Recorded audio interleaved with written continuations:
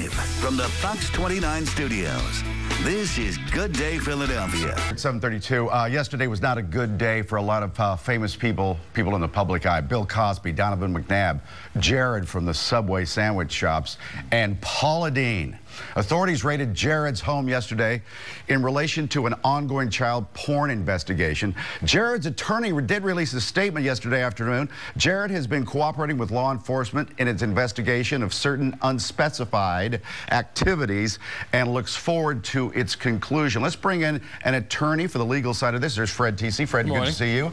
And David Neff of Neff Associates here in Old City for the public relations side of these stories. So, Fred, let's start with you. Jared. Yeah. Where's this going? He hasn't been charged. No, he hasn't been charged, Mike. But, you know, interestingly, I've read in the press that there was an investigation of an individual who's involved in his, he's got a foundation, and there was an investigation of child porn.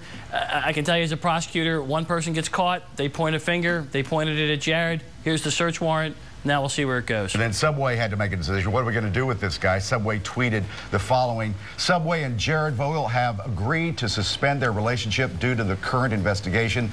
Jared is cooperating with authorities. David, on the PR side, they didn't have much choice. No, they didn't have much choice, and actually and ironically, I think this will have a positive effect for Subway. I think sales will be through the roof for the next several days. Why? Because of publicity? Just because of the value of the publicity and just getting their brand name out there, albeit in a negative way, associated with their spokesman.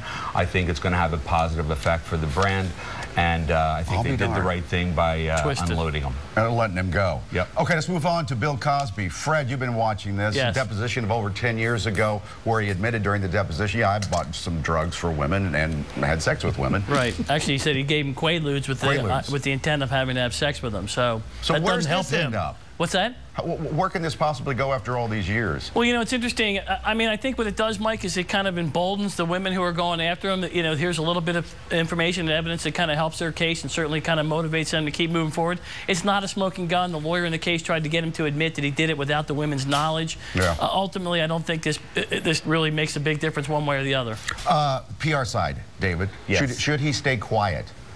I believe he should. A serial rapist should stay quiet.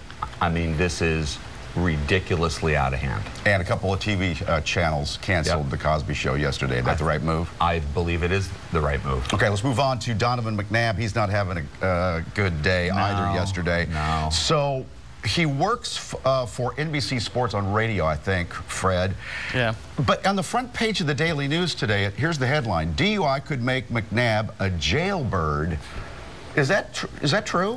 Well, it depends on the law in Arizona, but in a lot of states, your second DUI conviction carries with it mandatory jail sentences. So if he does, so if he does take a second DUI hit, he is looking at jail. Whether or not he ultimately ends up in jail, I'd be surprised. I mean, I think the guy has a drinking problem. He needs help.